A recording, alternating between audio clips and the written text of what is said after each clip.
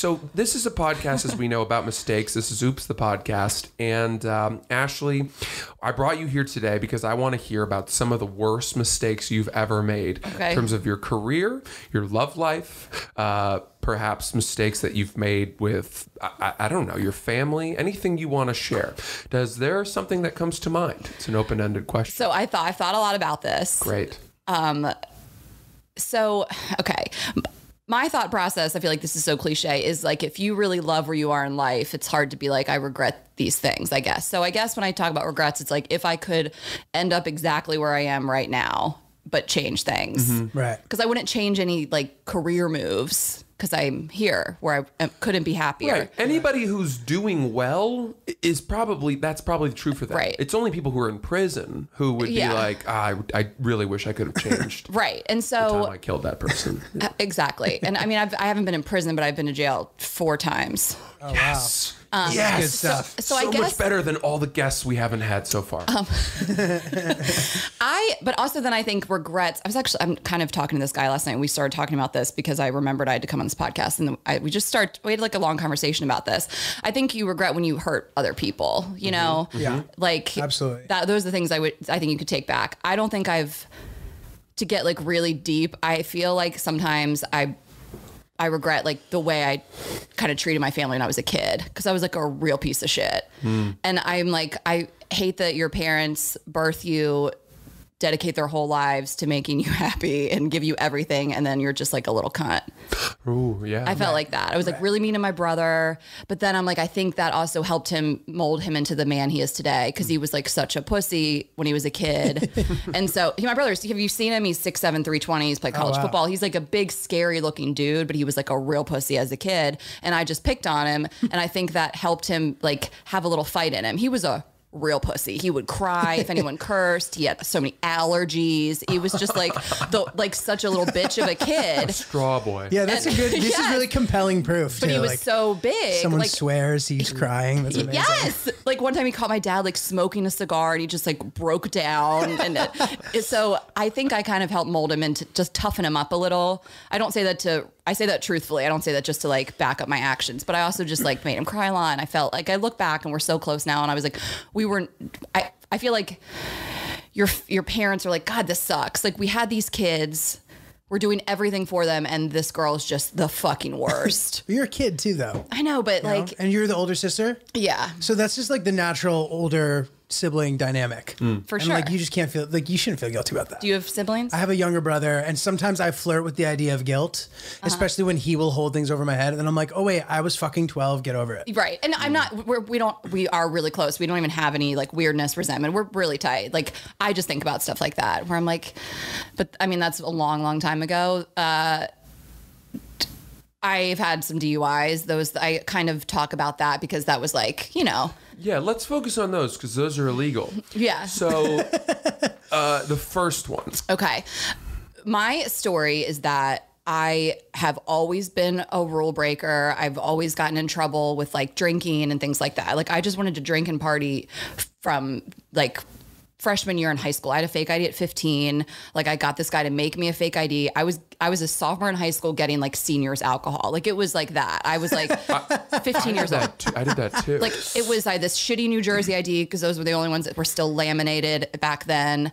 And I just was obsessed with like drinking and partying, and 6 years away from actually legally being able to do it. And so, I mean, I was like drinking and driving in high school, and I partying all the time. And again, I'm still like a straight A student at this. I could just like, that was kind of, I feel like my parents let me get away with a lot of stuff because I was still doing well in school. I wasn't a problem Did you go to child. private school? No. Right. I'm a big public school. I had a great education, like, Yeah. but I mean, Good public school? yeah, I felt like it. I don't today. It probably isn't as good. I think times have changed in terms of like public school education. But I feel like I had a great education. I went to Clemson for school, for college, and I just grew up like I was always drinking and driving. Like I just didn't ever get in trouble. I was like, I'm great at this. Like in college, it was just, I was the one that was like blacked out. I would still drive everybody home. It was just this thing. And Clemson, you could not get caught. Like I would get pulled over. The cops would know I was drunk and they would just send you on your way. Like I never knew anyone that got a DUI. If anything, the cops would like, if you were really fucked up, tow your car and put you in the drunk tank. Like, it was just nobody I knew was getting in trouble for this.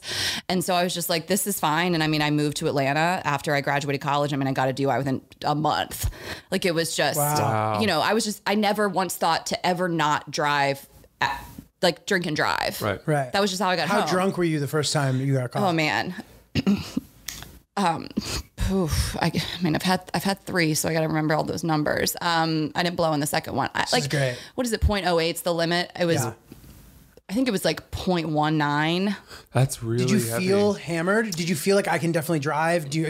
I was just driving blacked out. Like, I just drove all the time. Like, it just was like, I can handle this. Like, you know, in college, but there was this like, I mean, hilarious story. It's really not that funny because someone could have died, you know, but like where I like got in trouble. I like got in an accident that I didn't remember. And the cops showed up at my door and were like, you hit this car last night. It was a whole thing. My God. I ended up flipping it around on them and it like got let off of that. But, yeah, I was really drunk and I made like a wrong left turn, got pulled over, and it was terrible. But I was also kind of like, I think I had this coming, you know? Right. Sounds like it, yeah. I think my parents were kind of like, you had this coming, and they helped me out. Obviously, I didn't have any money. I was like working at my first job, you know, probably making like $30K a year, you know, like I just didn't have any money. So they had to kind of bail me out of that, quite literally.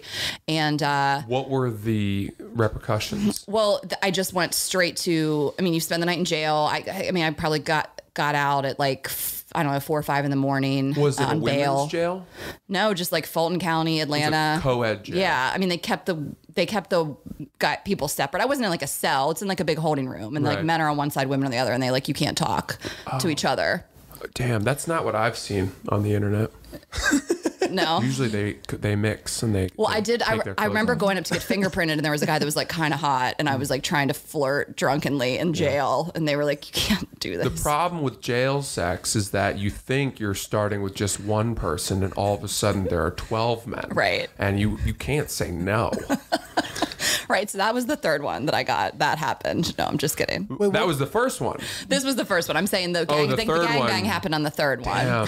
Different You jail, different county. raised the stakes. Yeah. What was the mix of, like, what was that jail that you were in particular? I know Atlanta has some like dodgy neighborhoods. Was it like a mix of This is like the main city jail. So it this was is like bad, sort of? I mean, it's just it was everybody that got arrested that night. You know what I mean? Like it was just mix. Yeah. So, and again, I was drunk. I don't really know all the details. Right. Yeah, it was. I didn't feel scared. It was just a bunch of people that got arrested. Did they call you Fresh Fish? Someone called me Crybaby. Oh. So I did have a nickname in jail. Were you crying? Yeah. You're like, oh my God. Oh. And then they brought out sandwiches, and it was just disgusting. I didn't want to eat it, and I like gave it to someone, and the couple of women just were like calling me Crybaby. It was bad. I was wearing a really bad outfit. I'd been in like a work event. It was brutal. Oh my God. A bad outfit to jail. Oh my God. I regret my so choice. this is specifically the first one, or is this a combination of? And then here's what happened, which I think this is going to sound crazy to a lot of people, but I think I've heard of this happening when you're young, you're stupid. I was 22 years old. You think that you're like, I'm not going to get another one. You kind of feel weirdly invincible. And nothing had gone through yet. I was still dealing with lawyers. And that first one happened in October. And I got another one in July. So it's 8 months later. And you just are like, I'm not going to get another one. It's a weird mindset of like, what? It's like when you get off from a negative STD test. Right. You immediately think you can just go. You're like, oh, I'm good. Everything that's happened up till now is written off. Yeah. I'm good to go. Right. Totally. You didn't have your license revoked after that first one? There's a lot of weird laws. Like you get your license taken away if you don't blow. It's a weird thing. Mandatory in Georgia. I just had a really good lawyer. I like Googled the best DUI lawyer in the state. I didn't use him. He's super expensive, but someone within his firm, and was just like, my whole life, I think my mindset has always been like, I'll get out of this. Like I feel like I've always felt like I'm a little bit above the law.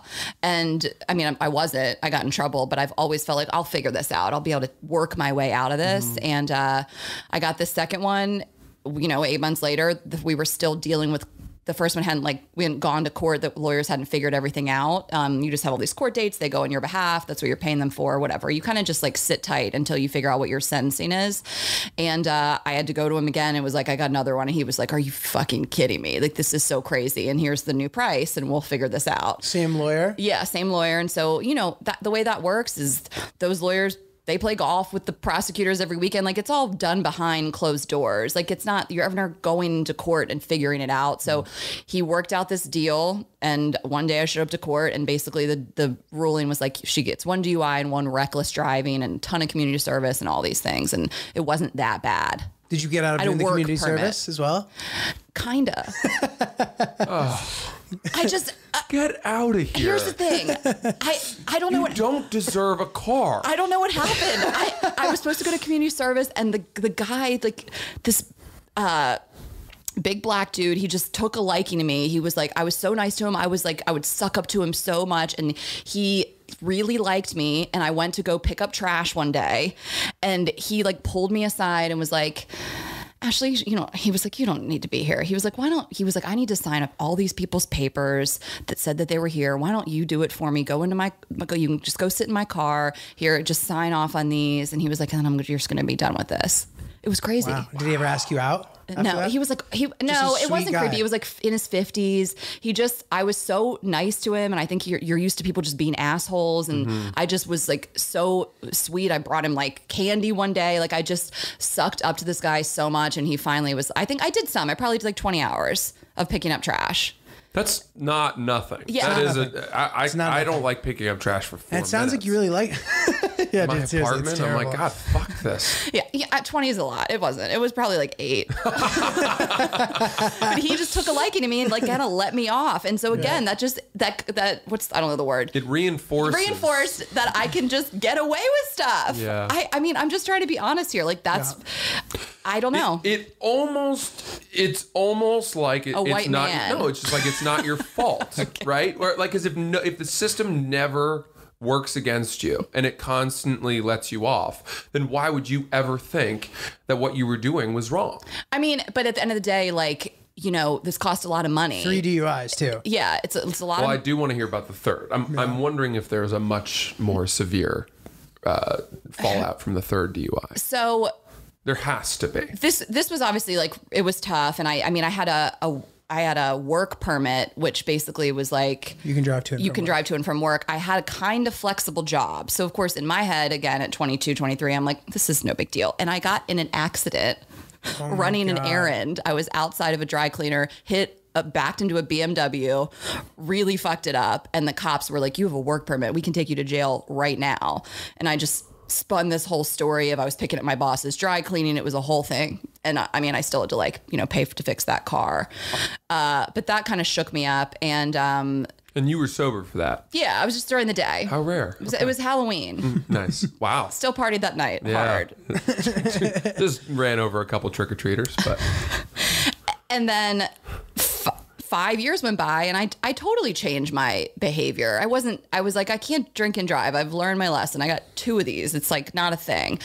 And this was all pre-Uber, and cabs in Atlanta are a nightmare. Parking's a nightmare. That's an excuse, but I still was, I mean, I was never driving to and from bars. I mean, I just didn't drink and drive for like 5 years. You did not drink and drive for 5 years? I mean, maybe I'd had a beer here and there and drove, but I was like, I feel like I'm done. I learned my lesson. And then there was this one night, I was out. I was at a friend's house. I was dressed like this. It was casual, just going over to have a glass of wine or two. And it was like friends that I just felt like embarrassed to have to call a cab. Like there, again, no Uber. So I just was like, I've just had a few glasses of wine. I can drive. It's fine. It'd be so weird. It's like a Wednesday night. It would be so weird to like call a cab to their house right now and have to leave my car here. That was just my frame of mind. Totally. And I was drunker than I thought. And I got in the car and I got like lost. I was in a different county. I just drove the wrong way. And I ended up in this other county and just stopped on the side of the road. And a cop pulled up right behind me, and that's when I got this DUI. And it was kind of crazy because it was in this other county. And so when it finally went to court, I had to go see the same lawyer for the 3rd time. And he was like, you're fucking back. I can't believe this, you know? But he was like, do you know how much money we've made off of you? And in some miraculous like way in the universe, when we went to court for it, that court did not have the records of my previous DUIs and thought it was a first offense. Wow. And I got like almost off completely. And my lawyer ran out of the courtroom and like jumped in the air. And he was like, I've never seen this happen. And I was like, do I lie? He came out, he was like, Ashley, they don't have any record of your previous DUIs. If they did, you would literally have mandatory jail time. This is crazy. You can't just get like a third DUI. And he was like, they don't know. And I was like, well, what if she asks? It was like a woman judge. I was like, but what if she asks me, do I lie on the stand? And he never answered me. And so I had to go up to the stand. I was wearing like a cardigan. I was just trying to look so like sweet and nice. And this woman had dealt with so many pieces of shit before me. And I was like, I think I'm hopefully just going to be this breath of fresh air for her. And I was like, I just don't know what to do if she asks me if I've had a previous DUI. I don't know what to do. My lawyer has not advised me. I already took an oath. I don't know what to do. And she never asks me. And then she was like, do you have anything to say for yourself? And I just went into this whole speech of how I've like learned my lesson and all this stuff. It was true. I wasn't like bullshitting. And I just kind of, this is where I shine. I can like speak and, eloquently, I think. And, she was like, I really feel like you've so learned your lesson. I'm just going to give you like the minimum sentencing. I love the idea that this is where I shine, on the stand, getting myself off of DUI charges. Like, that's your great life skill. Right. Yeah. But also, at the end of the day, if people are listening to this, I just don't want to sound like a privileged, entitled asshole, but like I kind of was. And this was 10 years ago. Mm-hmm. Or 9. It was 2010. I think in so many cases, it's important to frame what things were like when this was happening.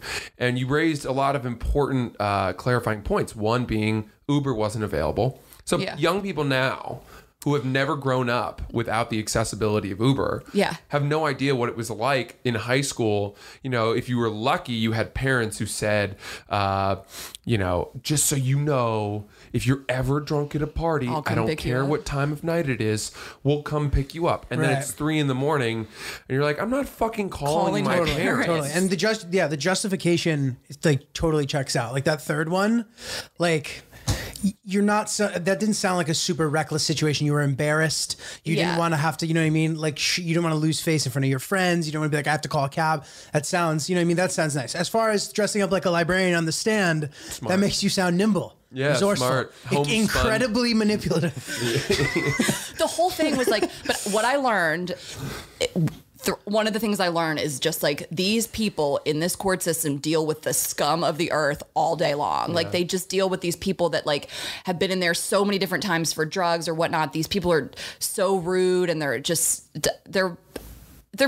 shitty people, not shitty people, but they're not nice and kind and like apologetic. And that's what I've been to court so many different times and just watched these people come up and speak so disrespectfully even to the judge. Right. And so I think if you, I guess it's manipulation, but it's just like you can go really far by being nice to people in situations like that. Yeah, totally. I worked as a paralegal at the district attorney's office in New York. So we would go into the courts every day and I would watch, small hearings like this. And what you realize is that for a lot of those people going back to jail, they don't care. Right. They don't care at all. There's nothing to lose. It doesn't matter to them. So it clearly mattered to you. You didn't want to go to jail.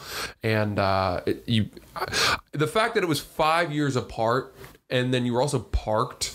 I mean, there are a lot of circumstances that make me think that it wasn't necessarily a pattern of behavior. Well, and it wasn't, but then after that, like, there's a lot of things that happen. So, like, you're supposed to have mandatory alcohol, like classes. Obviously, DUI school have been there, done that. And Chelsea Handler, actually, she's one of my inspirations, I guess. Like Chelsea Handler's always been my number one. That's who I wanted to start going into comedy. And I think her original story is that she stood up at like DUI school and like told a joke. And that was like how she realized she wanted to go into comedy or something like that. So she had DUIs too.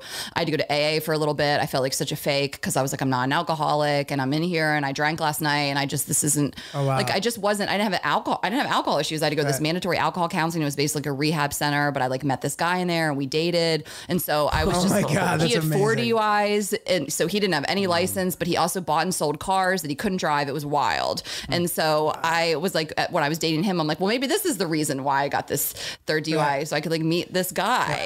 Dude, power DUI couple. 7 DUIs between them. Literally.